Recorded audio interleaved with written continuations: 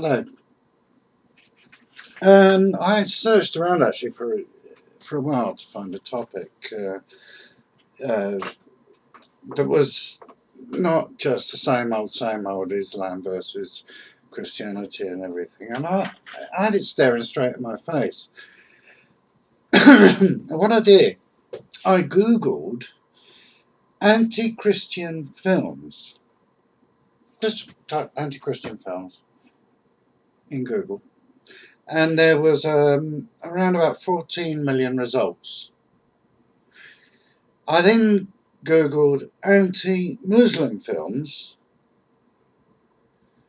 and to my shocking, try this for yourself, I got 150 results. Now, maybe I was doing something wrong, but that's what I found. Now, I've looked at a number of places and a number of websites looking at the difference between the attitude of Muslims to hateful films and the attitude of Christians to hateful films. Now, there are roughly 10 films, anti-Christian films, I just want to point out as an example of the order that I've put them in is not really important, but bear with me. The first one, of course, is Carrie, and that is 1976. Yeah, I remember that. She was told by her hyper-religious mother that only sinners menstruate. So, all you ladies out there, oh goodness. And then I tried to find if there was any protest about that. There was some in papers, but the number of deaths caused by the film Carrie was 0. Then I looked at another one called The Priest, made in 1995, and it's about a gay priest struggle against his vow of celibacy, and as you can imagine, rather tastelessly done. There was a flash of protest about the film. Number of deaths to date, 0. There you go. At number 8, another film called Footloose. That was in 1984. And you've got the scenario of this preacher banning rock music and dancing. He has this patronisingly soft-spoken voice, spitting out his smug self-righteousness. There were a few protests and letters. How many deaths do you think there were due to this film today? You're right, none.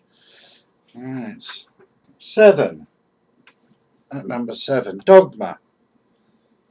A cardinal, this was in 1999, by the way, a cardinal tries to make Catholicism more acceptable by replacing the crucifix with a portrait of Jesus with his thumbs up, you know.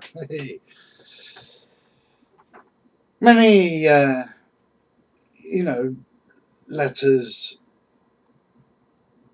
saying that this is unfair to Christianity, which I believe it is.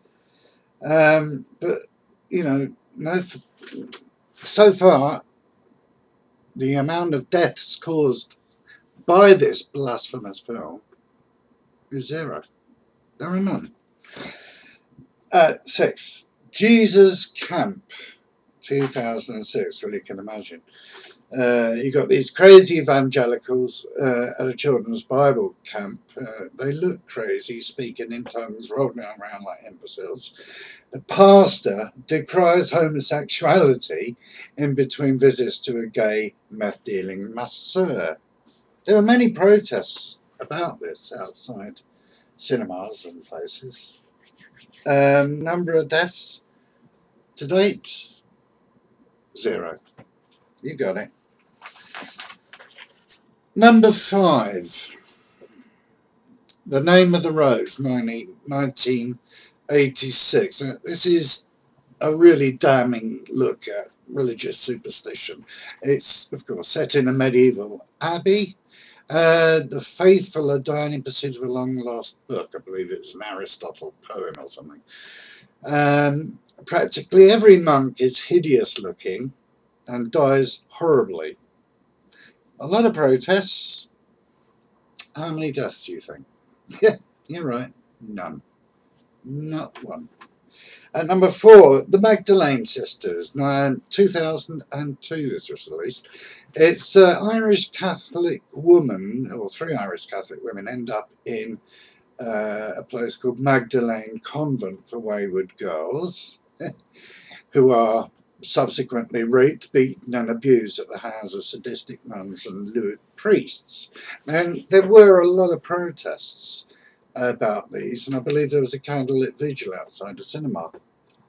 But how many deaths as a result? 0. Number 3, a film, The Boys of St. Vincent. Now, I really wouldn't have been able to get into this. I've had to take someone else's précis on this to give you an idea. It's a 4-hour portrait of a Catholic orphanage ruled over by a paedophilic priest. It emphasises the creeping danger of Christianity. You can imagine. There were protests. There were Christians saying, hang at that, we're not all like that. And how many people do you think us Christians killed as a result of this? Well, you got it again. 0. And then, of course, at number 2, there's Monty Python's Life of Brian and the Meaning of Life. I'm going to lump both together at number 2. The one was made in 1983, and anybody who's been alive since then, knows that they both talk of the futility of Christianity, and it's Mary Whitehouse back in the 80s tried to have it banned. But still, to date, there have been no murders, no deaths as a result of this film. Finally, number 1, and I'm sure there are many others, there are the Canterbury Tales, made in 1972.